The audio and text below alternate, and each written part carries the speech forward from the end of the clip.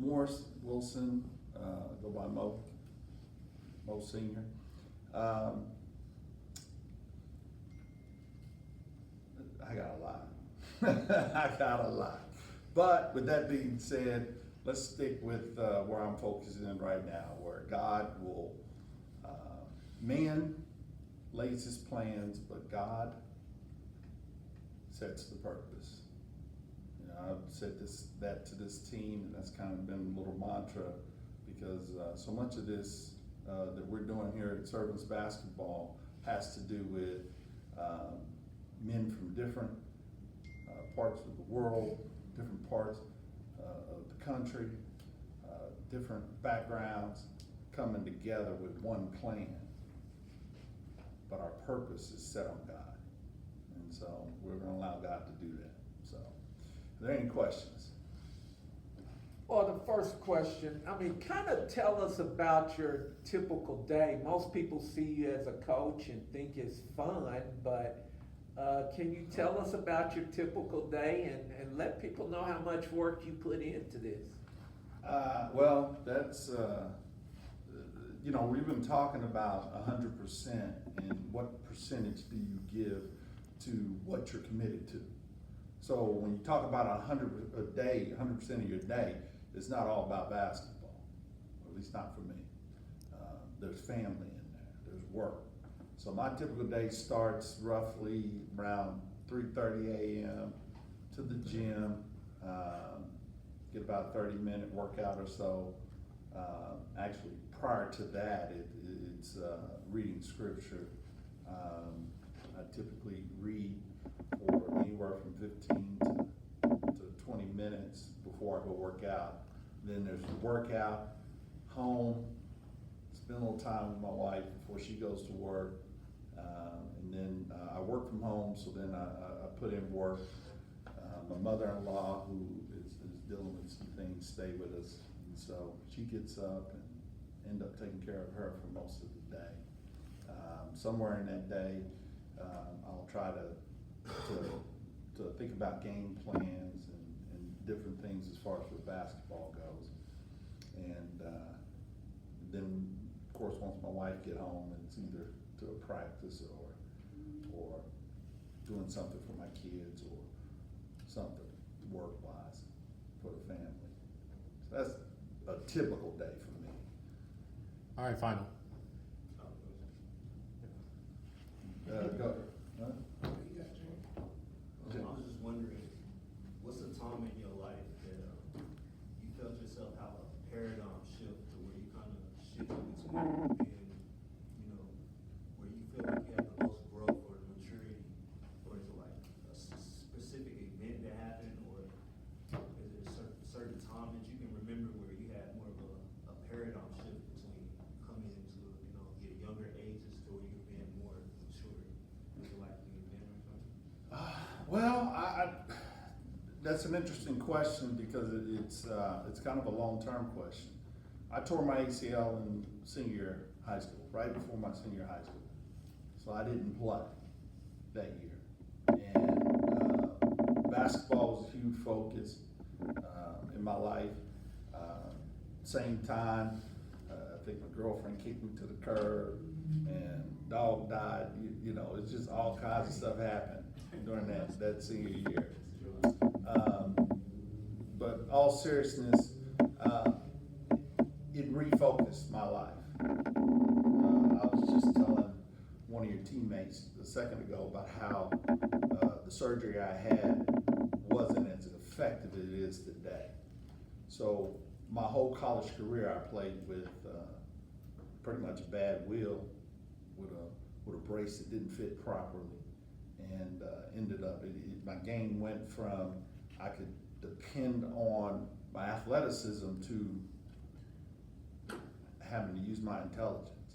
And so I ended up having to play. I ended up playing 4 years of college, but by my senior year, I realized that basketball was probably done. When you wake up and your knee is the size of a grapefruit every day, hour and a half to warm up.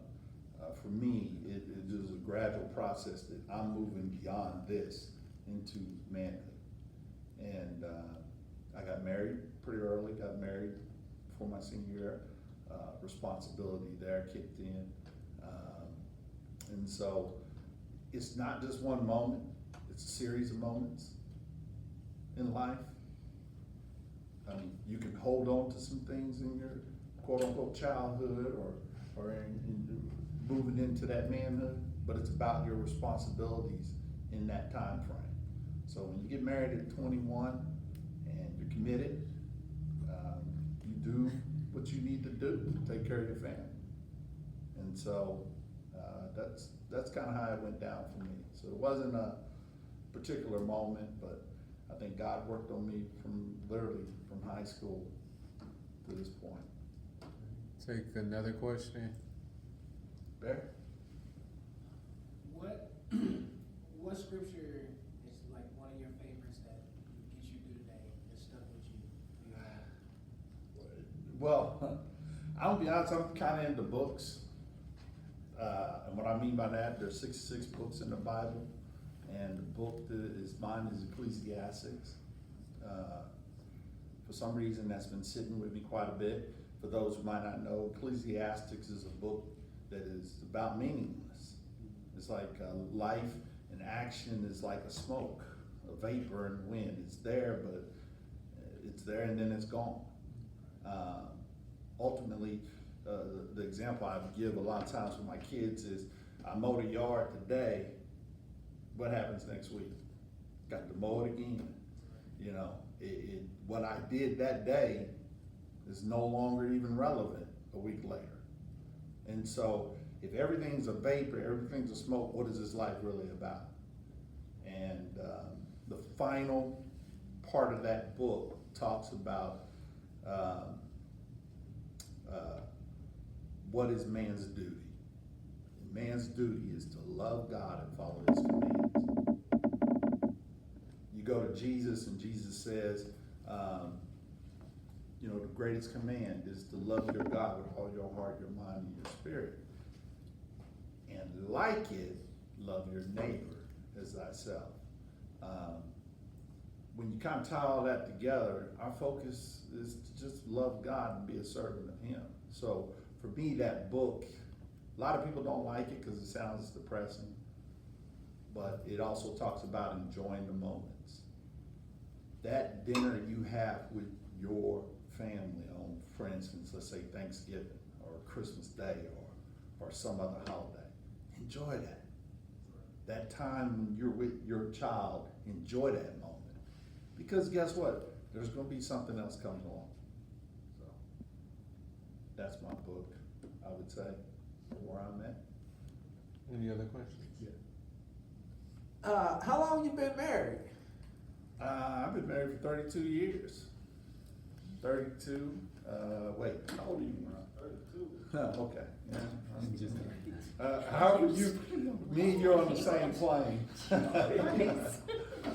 So I've been married for 32 years, got 2 kids. Of course, you guys know most of them. My daughter, she's 29, and my son is whatever year this is, 25. So he's 25, and I've been blessed. Married my best friend, and that's part of the reason why we were able to be together, because we actually enjoy being with each other. I know that's an anomaly for some people, but not for me. I was gonna say, piggyback off of that question, you've been married for 32 plus years, congratulations, by the way, because Thank you don't you. see that a lot this day and age. I know you say you married your best friend, but I know life kind of happens. Have you and your wife have combated life, and what is the sauce for? I know some of us don't come from homes that have 2 parents or have, shown like love in that manner. So what is it that you say kind of kept y'all together, and how did y'all make that work? For us, it's time spent making each other a priority, and then communication. We've got to communicate with each other, and the simple things, letting each other know where we're at, what we're doing, and Also, a little bit of it is allowing people to be who they are, you know? We get in our head, ideally, the thing we might want in life. There's some things that she does get on my nerve, but that is her and whom she is. So I'm not gonna harp on that. That's not, but she allows me to be who I am. I'm pretty sure, I'm 100% sure I get on her nerve on various things. So, at the end of the day, it's that trust. We know that we're gonna communicate. It's about, we're in this together, regardless of what happens. When the hard time hits, it's about knowing that they're gonna be there for you. Knowing that you have somebody that's in this alone. Number one, God's gotta be that central focus. Literally, we put God before we even put each other. And it just so happens that by putting God first, my partner jumps right up there with it, or that priority takes place. So, a lot of faith, a lot of prayer, a lot of commitment to each other, trusting each other, communication. I know that's quite a bit I'm throwing out there, but it's really a trust and a commitment. Any other questions? All right. Last one. What's harder? Being married 32 years or being a Christian? There's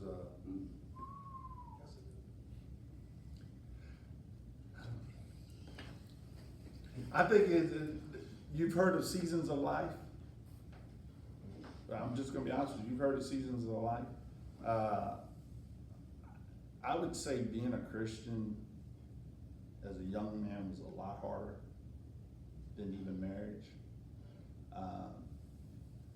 When you fast forward to where I'm at today, it's, I don't know, that's a tough one. At this point in life, you know, both of them have their challenges. I'm committed to God. I still think Christian might be a little bit harder than even marriage, but it's a little easier than it was 25, 30 years ago. I mean, having stability, creating family and creating relationships, creating passions for yourself. Once you get to where I'm at in life, gentlemen, I'll just tell you, you know, there is a plateau of, it's not necessarily the grind as much as it is just the maintaining of what you've already built. I just mentioned my family, that's my team. You know, I got family. And so that makes the marriage easier, but that also makes Christianity easier. And in both cases, I can fall back on any of those things going forward. So, I don't know, that's a tough question, but that's probably where I'm at with it.